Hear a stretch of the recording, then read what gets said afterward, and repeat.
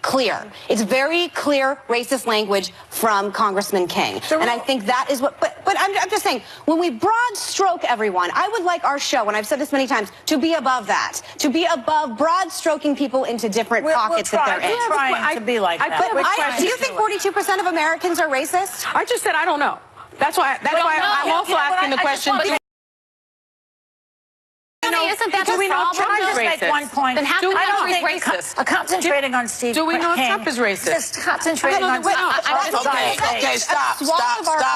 I can't follow anything that's happening now because everybody's talking at the same time. Can I just make one small tiny point? Make your point. My tiny point is that I don't think that we concentrate on Steve King. There's always racist people. I only said that because it's the topic we're discussing on A block right now. Can I just make No, I'm not done. Well, you did just call 42% of the country. There was an implication that they could be racist, which is something that obviously, when you're talking about Republicans in general, that is obviously something that's going to make Abby and I uncomfortable. Check the platform, not the person. I am John McCain's daughter. I am not someone who sits here and is okay with racism in any way whatsoever. Gino's daughter. He's a racist. I'm just saying. I think. And I'm Whoopi Goldberg, and we'll be right back.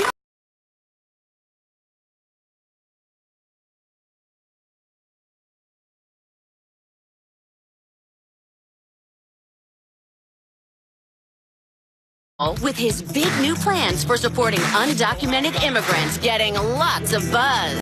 On a totally different note. And look who else is back. So, diversity in the media. We're actually on. Yeah. Yeah. Diversity in the media is a hot topic, shockingly, after White House Washington Post reporter Chelsea Janes covered Senator Kamala Harris's speech at Harris's alma mater at Howard University. Now, the speech was attended by the AKA sorority that Harris pledged in college, who gave her their trademark ski-wee call. And it prompted the reporter to tweet, "Members of her Howard sorority are in the room," and screeched when she mentioned her time there. Did not expect to hear screeches there. She was immediately kind of called out on social media for not knowing about the ski-wee. So the question is, was she the right person to cover the event? Do you do your homework if you know that? And apparently both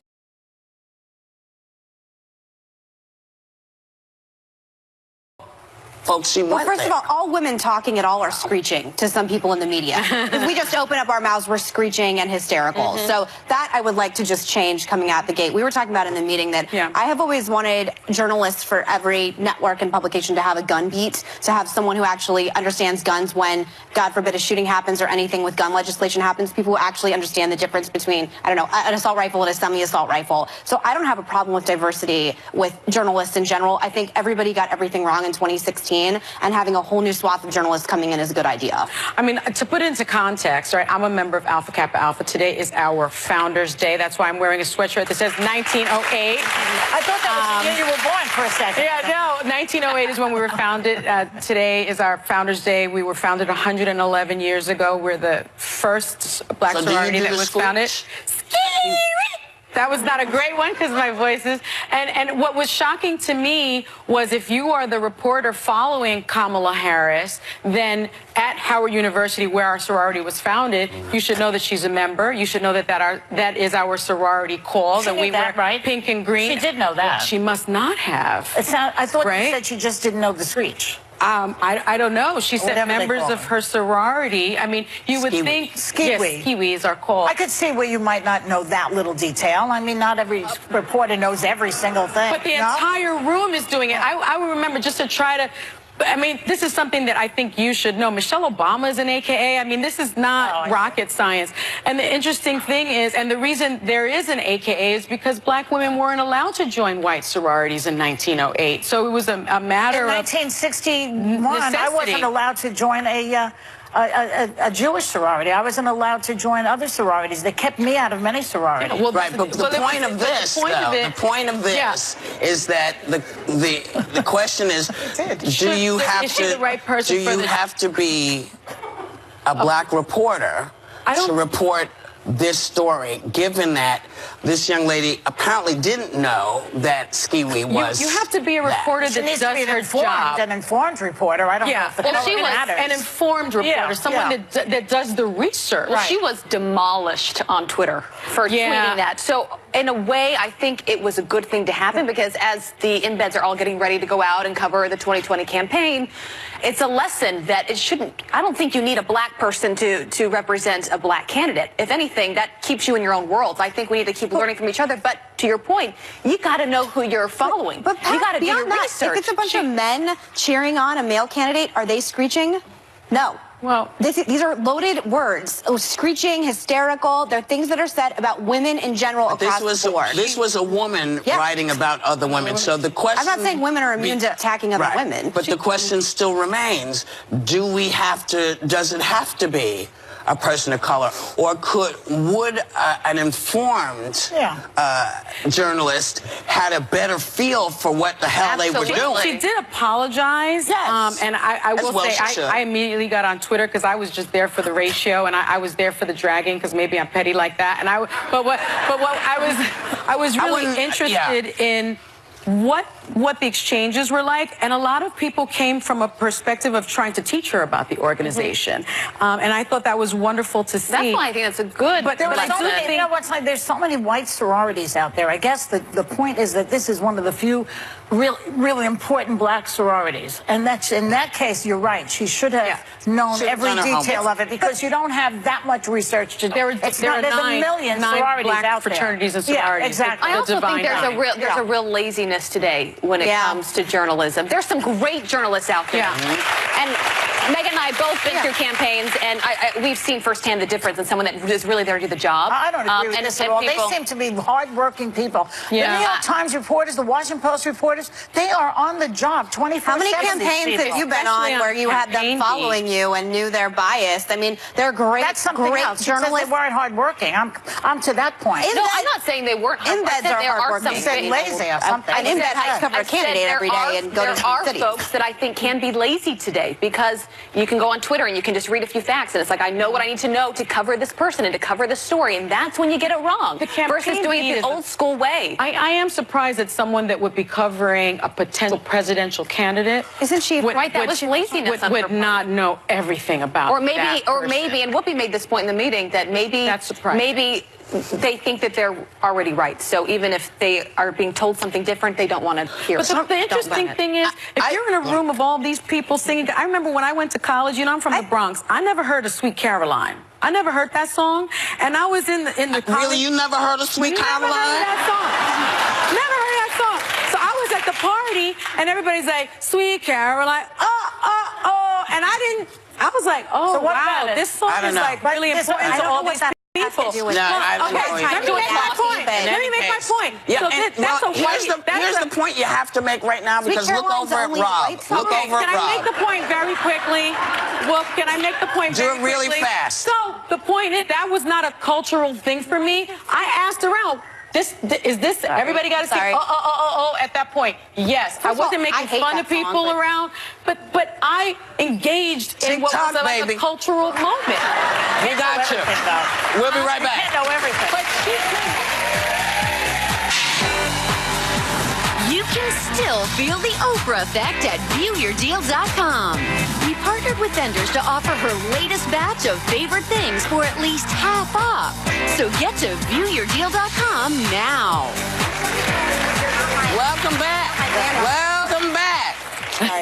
Gillette released a new ad campaign that's calling on men to end toxic masculinity. Take a look. We believe in the best in men. Men need to hold other men accountable. Smile, sweetie. Come on. To say the right thing. To act the right way. Bro, not cool. Not cool. Some already are.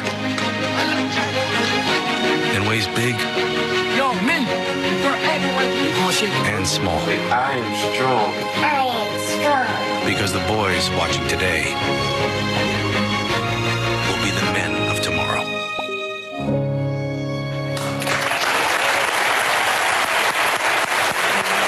And there's there's a lot of support for it, but as always, there's a backlash from people saying it demonizes all masculinity.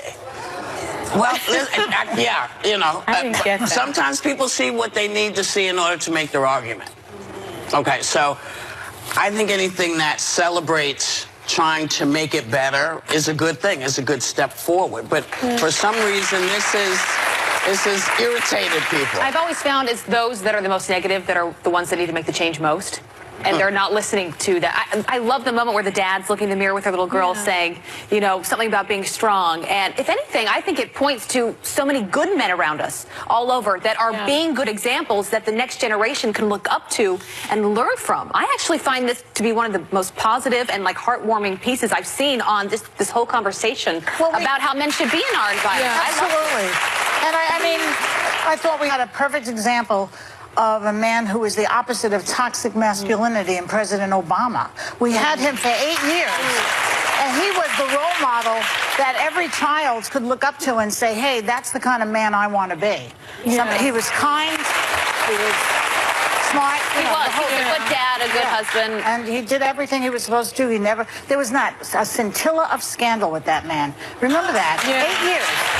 It's unusual. Policy-wise, there was, but not in his personal life. That's correct. Yeah. I mean, I have a teenage son, and what I've enjoyed so much is seeing my husband and my son interact. And I've heard my husband many, many times let my son know that it's okay to cry. It's okay to lose. It's okay, you know, and I've watched that dynamic. And so I do, and he has often told me that when he was growing up, the messaging was very different, you know, that it wasn't okay to cry when he was growing up. So I do think perhaps there's a change. I think this message is different. This message isn't about crying. This message is about pay attention. And the old adage, you know, is that if someone did this to you, would you be comfortable with it?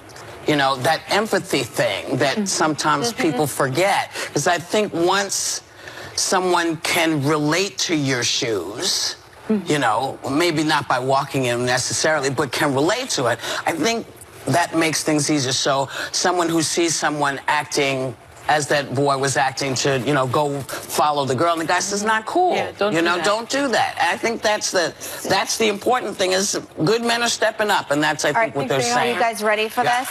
Yeah. I don't love the ad.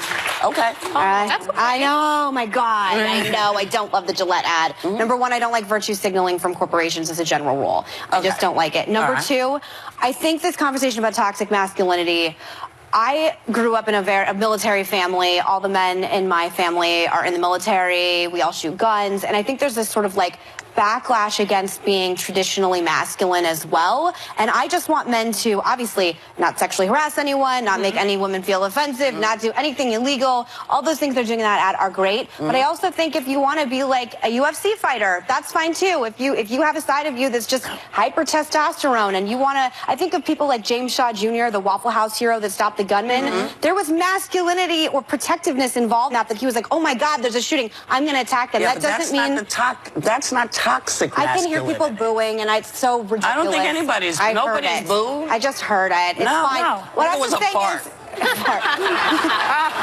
All I'm saying is that I take issue, and I would like to have a broader conversation about what it means to have toxic masculinity.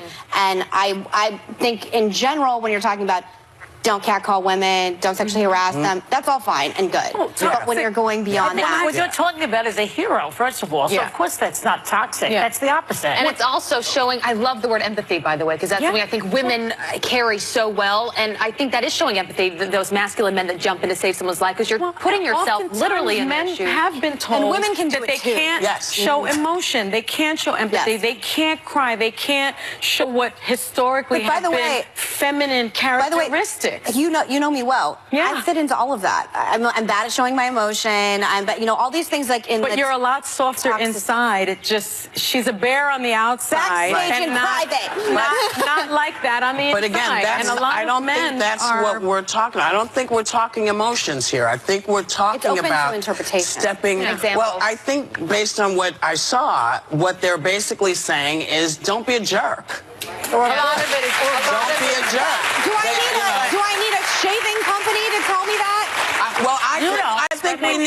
I think those messages can come from as many places as we can get them, because as we've seen, sometimes that it's the people have forgotten. And we want so maybe we want folks to do the right thing. Yes, I see. That is true. I see. We'll be right back. So this morning we lost a Broadway and Hollywood legend, a really spectacular woman named Carol Channing. She took her final bow at age 97. That's incredible. You know, I interviewed her back in 2010 on my other show that I used to have on CNN, and she told me she was on Nixon's enemies list. Really? And, yes, and then all of her... She was? Yeah, and in all of her playbills, she would list her credits, and then she'd say, I was on Nixon's enemies list. I was so proud. Why would she make that list?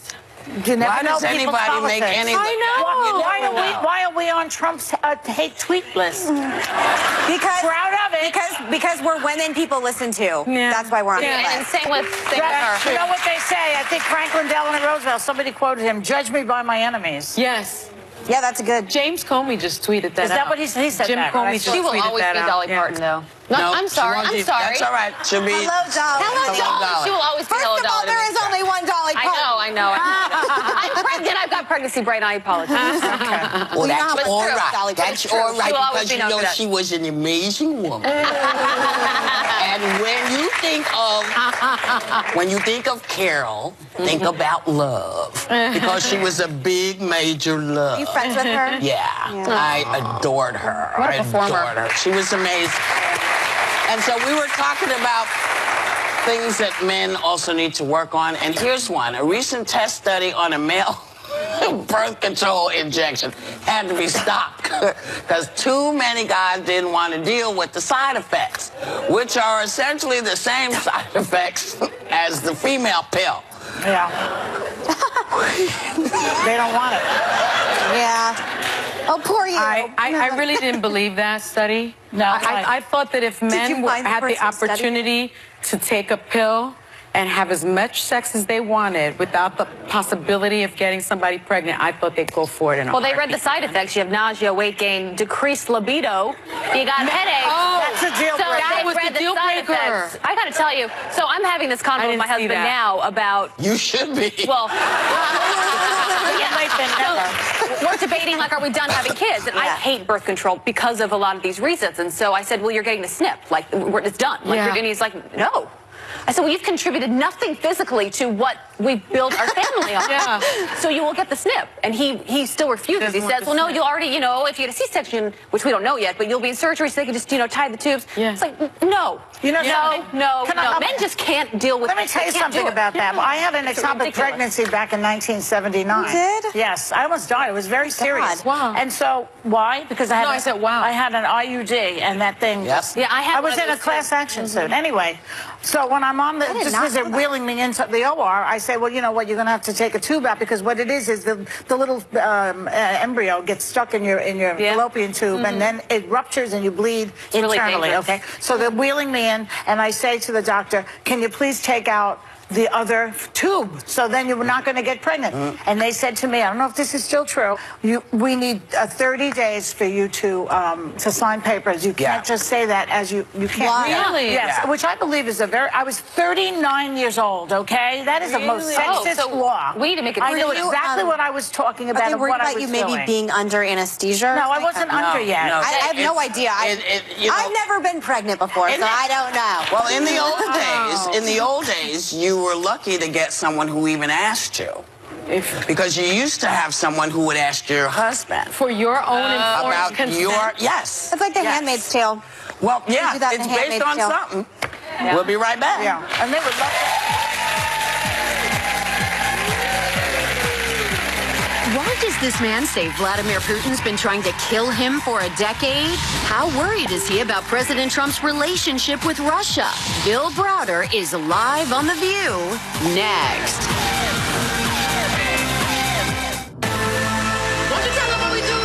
We are really strong women. People need to hear what women have to say, and that's us. That's what makes the show so good. We will back you up. We will stand with you. Anybody who wants to make it to the next level in politics has to come on this show. I feel like there's no better time to be on a show like this, to stand up for those things that you believe in. It is up to all of us to continue the conversation. See you on The View. I'll see you on The View. See you on The View. See you on The View. See you on The View. I've always wanted to say that. The president's relationship with Russia continues to cause concern. And right now we're getting insight from the man who was the real reason behind the infamous Trump Tower meeting and has spent the last decade of his life trying to avoid getting killed by Vladimir Putin. Please welcome the head of Global Magnitsky Justice Campaign, my friend Bill Browder. Hi. I'm so happy to have you on. So, for people that don't know your story, you were a fierce partner in fighting corruption with my father. You were the head of the largest foreign investor in Russia, and you were a vocal supporter of Putin at the time. And then everything changed. Can you explain to the audience why you are Vladimir Putin's #1 enemy? Well, so what happened was I went out to Russia, started an investment fund. I discovered that everything was corrupt out there. I wanted to stop the corruption in the companies I invested in. I exposed it, and guess what? I exposed Vladimir Putin and all of his guys. And they didn't take too kindly to that. They expelled me from the country. They raided my offices. They seized all of our documents. And then they arrested, tortured, and murdered my lawyer, Sergei Magnitsky. Yeah. Which is how we got the Sergei Magnitsky, the word that I got from my father. I think the understanding is that Russia and Vladimir Putin was basically using the United States as a slush fund, correct? Well, basically, so what Vladimir Putin does is he does terrible financial crimes, like the one that Magnitsky exposed. He does, and he does them all over the place, and he's got all his guys doing it, and it's a whole corrupt system. They take all this money, and they don't want to keep it in Russia, because as easy as they stole it, it could be stolen from them. And so they put it in U.S. banks and in London banks and in Swiss banks. And one of the things that Vladimir Putin is scared most of all is having that money taken away. Yeah. He sends the money. I'm just going to check that. So he sends all this money, all these guys send the money to the United States. They put it in real estate here. They put it in real estate. They put it in bank accounts. They put it in hedge funds. And somebody has to launder that money, right? Because it's really not taxed. Well, the worst thing is that there's a whole industry of people with nice suits and good accents and well-educated, same schools, everything, that launder the money and take the money and give them a wink and say, "Don't worry, Vlad, your money is going to be safe with us." Right. It was your name that was brought up in the infamous Trump Tower meeting. It was also your name that was brought up in Helsinki at that press conference. Putin is obsessed with you. I mean, he brings up your name every chance he gets. And then President Trump even called the idea of giving you over to the Russians, he called it an incredible offer in that Helsinki press conference. What was going through your mind when you heard President of the United States say that it was an incredible offer to give you up to the Russians? Well, so I'm sitting there, and Vladimir Putin has been going after me for 10 years. They made death threats, kidnapping threats. They've tried to arrest me through Interpol. They've done all this kind of stuff. And I'm sitting there, and I was in the United States at the time that the Helsinki summit was going on. And I thought to myself, this guy is, when I'm talking about President Trump, is either very stupid, not having been briefed about my story, because my story is all over the place, or there's something wrong in his head, because to hand me over to the Russians is about the worst thing. Were you scared that that could have happened? Well, you know, I think that he says a lot of really dumb stuff, but the system in America still works, and I didn't think that the Department of Justice or the U.S. courts would have handed me over to the Russians, but the fact that he said that was pretty unnerving, and it wasn't just me. There was 11 other people that they wanted to hand over, and the Senate actually had a vote. Should we hand these guys over? And they voted 98-0 not to hand us over. But it was only like an hour before the Senate vote that Trump finally walked it back 4 days later. So he probably didn't know what he was saying, right? He's what they call a useful idiot. That's what I believe it was Lenin who used that phrase, that the Russians will use someone like him as a useful idiot. Well, we don't know. We don't know. We're not sure. We don't know, but because it's not the first time that my name has come up. As you mentioned, on June 9th, 2016, Vladimir Putin sent a lawyer, a woman named Natalia Veselnitskaya, to Trump Tower to meet with Donald Trump Jr., Jared Kushner, and Paul Manafort. And in that meeting was all about me and all about Sergei Magnitsky, my lawyer, and the Magnitsky Act, which Putin hates so much. That's what it was about. But they said it was about Russian adoptions, but that was a lie. That was a lie. Right. Russian adoptions were Putin banned Russian adoptions after the Magnitsky Act. The sanctions against Russia were put in place. Can you explain what the Magnitsky Act is, in case they don't know? It's very important, and this goes to Megan's father, John McCain. When my lawyer, Sergei Magnitsky, was killed, I went to America, I went to Congress, and I met with members, Democrat Benjamin Cardin from Maryland, John McCain, and I told them the story of the murder of my lawyer, and I said, can we do something about this? And they came up with the Magnitsky Act, and the Magnitsky Act freezes the assets and bans the visas of people who killed Sergei Magnitsky and people who do similar types of terrible things. And Vladimir Putin hates this more than anything because his own money is at risk. Mm-hmm. And it's what they were petitioning Don Jr. in Trump Tower about to get rid of. So you've been following the money, right? And that's where a lot of people are saying you're going to catch Trump. You're going to catch him if you follow where his money's been. And maybe he's been colluding with the Russians some way. But you've had a closer eye on this than any of us. Have you seen anything unusual with Trump and money being spent, or? Yeah, what do you know? Well,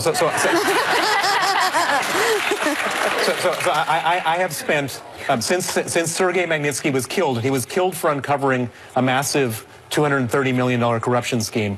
I've been following the money, and I've spent 9 years finding out where that money went, and we found out where that money went, and I've learned everything there is to learn about money laundering. And the first thing I can tell you is that money leaves an indelible trail. If any money has been transferred to the banking system, you will find that money. And so far, we've not seen any overlap between the Magnitsky killing and the money laundering connected to that and the Trump campaign. But we found a lot of other overlap. In fact, we found that Vladimir Putin got some of that money, which is why he hates me so much. And he's, as we speak, he's trying to kill you. As we speak. As we speak. He's Putin's #1 enemy. Yeah, here. I mean, aren't you scared a little bit to be in the world, walking around? How do you sleep at night? Yeah. I sleep like a baby. I wake up crying every... but seriously, I don't live in fear. And because you cannot live in fear, because if you live in fear, then they've already got you. They've already got you. Yeah. Final thing, I think it's been bizarre for those of us who know about the murderous KGB dictator that is Vladimir Putin. Why do you think it is that President Trump is so reticent to ever say anything even remotely critical of Vladimir Putin? Good question. It just makes no sense because it doesn't serve his political purposes. It's not like his base loves Russia. I mean, it doesn't serve, and neither does the Republican establishment love Russia. And so it doesn't serve, it makes no sense unless there's some other information that we don't have available to us. And the wonderful thing is everyone asks me to predict what's going to happen with the Mueller investigation. I don't know, but Mueller knows. Mueller knows everything, and we'll find out. And everything's been unturned. Thank you. Thank you so much to my friend Bill Browder. We'll be right back. Thank you for all you do, and thank you for coming on. Yes. So look, thanks for watching. Thanks for coming. We want you all to have a great day, and we want you to take a little time to enjoy whatever view you happen upon.